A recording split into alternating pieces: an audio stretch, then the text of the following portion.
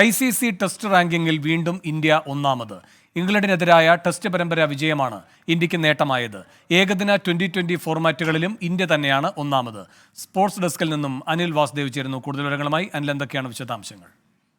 വേണു, ഇന്ത്യയുടെ സമഗ്രാധിപത്യമാണ് ICC റാങ്കിങ്ങുകളിൽ കാണുന്നത്.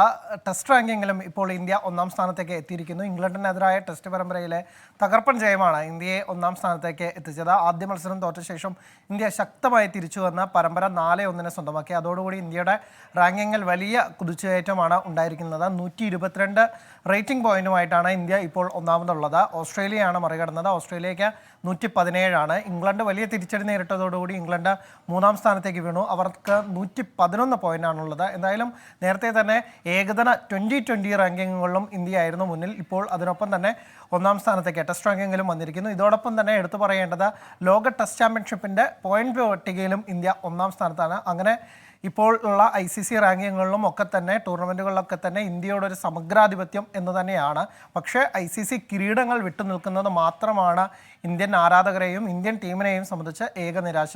വരും ടൂർണമെൻറ്റുകളിൽ 2020 ലോകകപ്പും ഇനി വരാനിരിക്കുന്ന ടെസ്റ്റ് ചാമ്പ്യൻഷിപ്പിൻ്റെ ഫൈനലിലും ഒക്കെ തന്നെ ഈ റാങ്കിങ്ങിലെ മുന്നേറ്റം പോലെ തന്നെ കിരീടങ്ങളും ഇന്ത്യ നേടുമെന്നാണ് ആരാധകരും ടീമും പ്രതീക്ഷിക്കുന്നത്. ശരി, അനിൽ വാസുദേവാണ് സ്പോർട്സ് ഡെസ്കിൽ നിന്നും ചേർന്നത്.